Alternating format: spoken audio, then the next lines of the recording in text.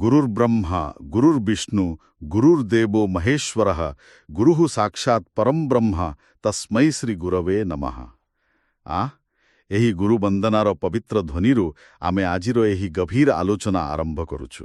ହଁ, ଏକ ଅତି ସୁନ୍ଦର ଏବଂ ଶାନ୍ତ ଆରମ୍ଭ। ଏକଦମ। ଆଜିର ଏହି ଯେଉଁ ଡିପ୍ ଡାଇଭ୍ ବା ଗଭୀର ଅନୁଶୀଳନ ଆମେ କରିବାକୁ ଯାଉଛୁ, ସେଇଟା ମାନେ ଏମିତି ଏକ ବିଷୟ ଉପରେ ଆଧାରିତ ଯାହା ଉପରେ ଶତାବ୍ଦୀ ଶତାବ୍ଦୀ ଧରି ବିତର୍କ ଚାଲି ଆସିଛି। ଆମ ପାଖରେ ଏବେ ଏକ ଅତି ଚମତ୍କାର ଉତ୍ସ ଅଛି। ଠିକ୍ କହିଲେ, ଓଙ୍କାର ପତ୍ରିକାର ମାର୍ଚ୍ଚ 2026 ନୂଆ ସଂସ୍କରଣ। ହଁ, ଆଉ ସେଥିରେ ପତ୍ରିକାର ସମ୍ପାଦକ ସ୍ୱାମୀ ପ୍ରଣବାନନ୍ଦଙ୍କର ଗୋଟେ ବହୁତ ଚିନ୍ତା ଉଦ୍ରେକକାରୀ ସମ୍ପାଦକୀୟ ଅଛି। ତାହାର ଶୀର୍ଷକ ହେଲା ଅନ୍ତିମ ମୁକ୍ତି ପାଇଁ ଔପଚାରିକ ସନ୍ନ୍ୟାସ କ'ଣ ଏକାନ୍ତ ଆବଶ୍ୟକ? ମାନେ ଆମେ ସମସ୍ତେ ଜାଣୁ ଯେ ଭାରତୀୟ ଦର୍ଶନରେ ମୋକ୍ଷ ହେଉଛି ସର୍ବୋଚ୍ଚ ଲକ୍ଷ୍ୟ। କିନ୍ତୁ ପ୍ରଶ୍ନ ହେଉଛି, ସେଠି ପହଞ୍ଚିବା ପାଇଁ କ'ଣ ସତରେ ଘରଦ୍ୱାର ଛାଡ଼ି ପଇତା କାଢ଼ି ଗୈରିକ ବସ୍ତ୍ର ପିନ୍ଧିବା ନିହାତି ଜରୁରୀ? ସେଇଟା ହିଁ ସବୁଠୁ ବଡ଼ ପ୍ରଶ୍ନ। ନା କେବଳ ମନ ଭିତରେ ବୈରାଗ୍ୟ ରହିଲେ କାମ ଚଳିବ? ସିଧା କଥା କହିବାକୁ ଗଲେ, ଆଜି ଆମର ମିଶନ ହେଉଛି ଏହି ବିଷୟଟାକୁ ଟିକେ ଖୋଲି ବିଚାର କରିବା। ଶାସ୍ତ୍ର ପ୍ରକୃତରେ କ'ଣ କହୁଛି ତାହା ଦେଖିବା। ଏବଂ ଏଠାରେ ସବୁଠାରୁ ଆକର୍ଷଣୀୟ କଥା ହେଉଛି ଯେ ବେଦାନ୍ତ ଦର୍ଶନରେ ଏହା କୌଣସି ସାଧାରଣ ଛୋଟମୋଟ ବିତର୍କ ନୁହେଁ।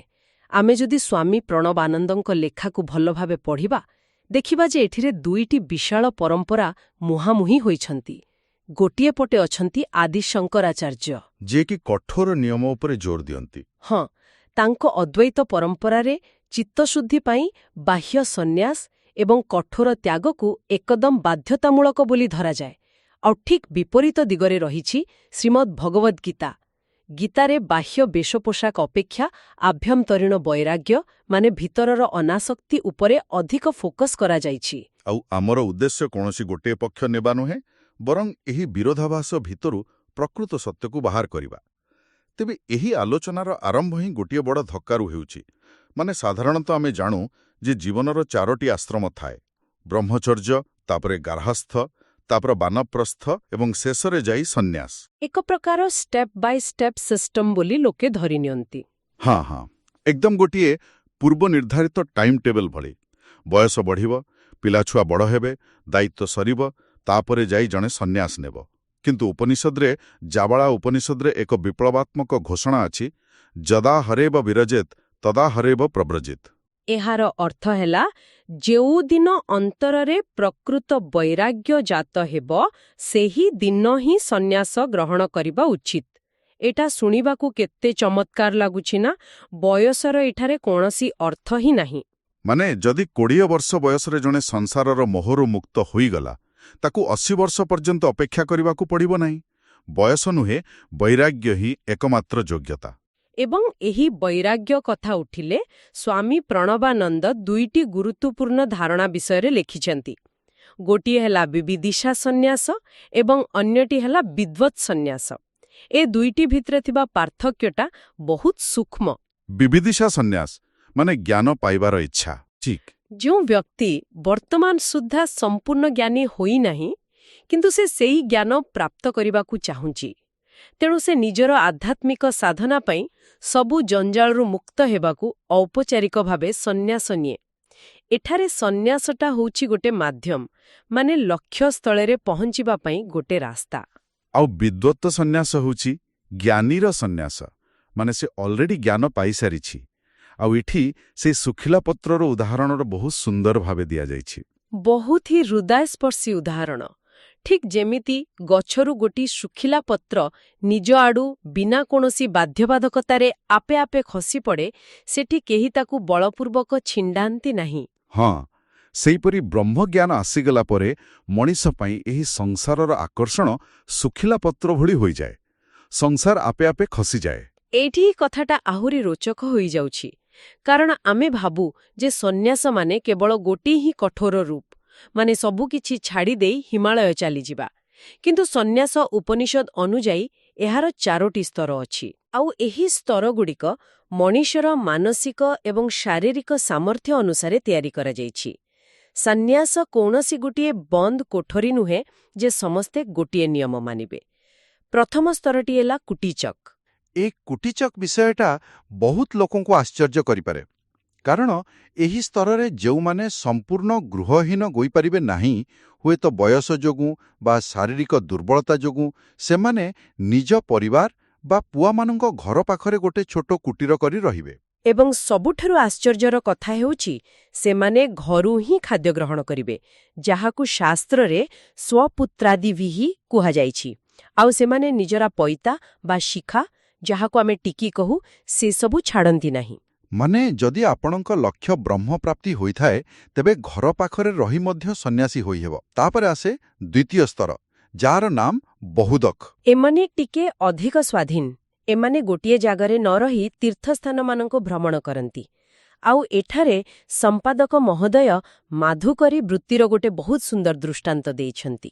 ମାଧୁକରୀ ମାନେ ଯେମିତି ଭ୍ରମର ବା ମହୁମାଛି ଫୁଲ ପାଖକୁ ଯାଏଁ, ଫୁଲକୁ ଟିକିଏ ବି କଷ୍ଟ ନ ଦେଇ ତାର ସୌନ୍ଦର୍ଯ୍ୟ ନଷ୍ଟ ନ କରି କେବଳ ଟୋପାଏ ମଧୁ ସଂଗ୍ରହ କରି ପଳାଇ ଆସେ। ଠିକ୍ ସେହିପାରି ଏହି ବହୁଦକ ସନ୍ନ୍ୟାସୀମାନେ ସମାଜ ଉପରେ କିମ୍ବା କୌଣସି ଗୋଟିଏ ପରିବାର ଉପରେ କେବେ ବି ବୋଝ ହୁଅନ୍ତି ନାହିଁ। ସେମାନେ ଭୋକ ମେଣ୍ଟାଇବା ପାଇଁ ବିଭିନ୍ନ ଘରୁ ଅଳ୍ପ ଅଳ୍ପ ଅନ୍ନ ଭିକ୍ଷା କରନ୍ତି। ଏମାନେ ଶିଖା ଛାଡ଼ିଦିଅନ୍ତି, କିନ୍ତୁ ପଇତା ରଖିଥାନ୍ତି। ତାପରେ ତୃତୀୟ ସ୍ତର ହେଲା ହଂସ। ଏମାନେ ହେଉଛନ୍ତି ପ୍ରକୃତ ପରିବ୍ରାଜକ ବା ୱାଣ୍ଡରର। ଏମାନଙ୍କର ନିୟମ ଆହୁରି କଠୋର। ଗୋଟିଏ ଗାଁରେ ଗୋଟିଏ ରାତିରୁ ଅଧିକ ରହିବେ ନାହିଁ ଏବଂ ସହରରେ 5 ରାତିରୁ ଅଧିକ ରହିବେ ନାହିଁ। କାରଣ ବେଶୀ ଦିନ ରହିଲେ ସେହି ସ୍ଥାନ ବା ଲୋକଙ୍କ ପ୍ରତି ପୁଣି ମୋହ ଆସିଯାଇପାରେ। ଆଉ ଏହି ସ୍ତରରେ ସେମାନେ ବୁଝିଯାଆନ୍ତି ଯେ ଆତ୍ମା ହିଁ ଏକମାତ୍ର ସୂତ୍ର, ତେଣୁ ସେମାନେ ବାହ୍ୟ ପଇତାକୁ ମଧ୍ୟ ସମ୍ପୂର୍ଣ୍ଣ ରୂପେ ତ୍ୟାଗ କରିଦିଅନ୍ତି।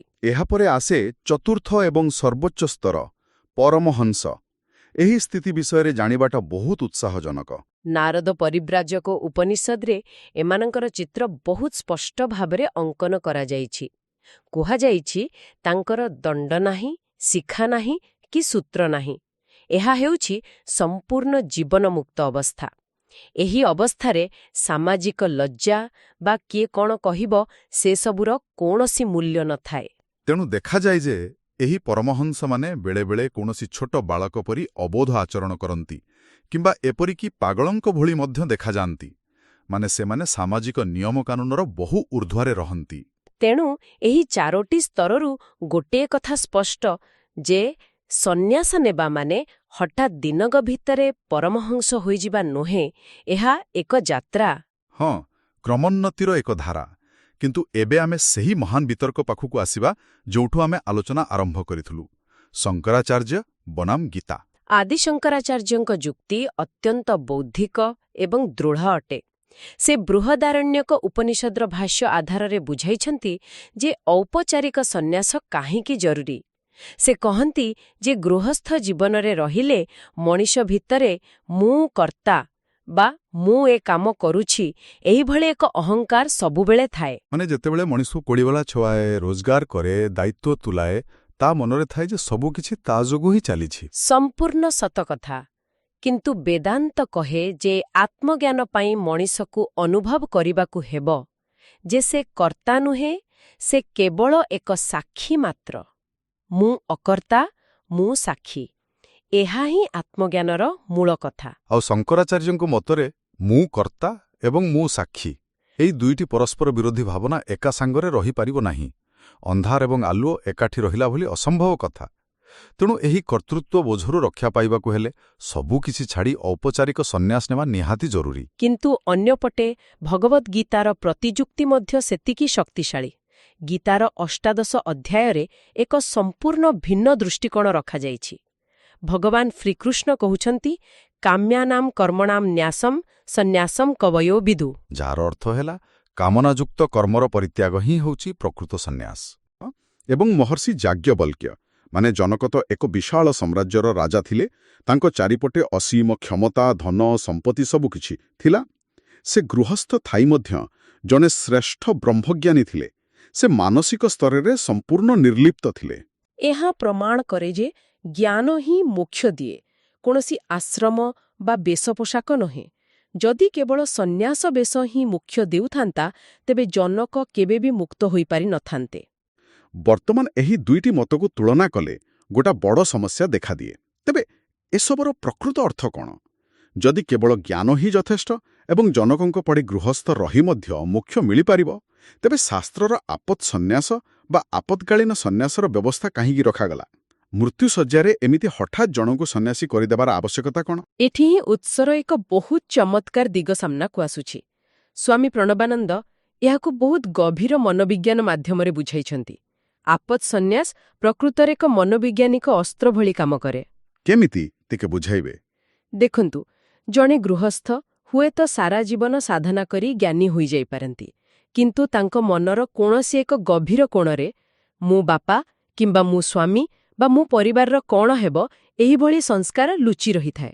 ଏବଂ ଗୀତାର ଅଷ୍ଟମ ଅଧ୍ୟାୟରେ କୁହାଯାଇଛି ଯେ ମୃତ୍ୟୁ ସମୟର ଶେଷ ଚିନ୍ତା ହିଁ ପରବର୍ତ୍ତୀ ଜନ୍ମ ନିର୍ଦ୍ଧାରଣ କରେ। ଓହୋ, ତେଣୁ ଯଦି ମୃତ୍ୟୁବେଳେ ତାଙ୍କ ମନରେ ସାମାନ୍ୟତମ ପରିବାର କଥା ଆସିଯାଏ, ତେବେ ସାରା ଜୀବନର ସାଧନା ନିଷ୍ଫଳ ହୋଇଯିବ। ଏକଦମ୍, ସେ ପୁଣିଥରେ ସେହି ମୋହରେ ବାନ୍ଧି ହୋଇ ଜନ୍ମ ନେବେ।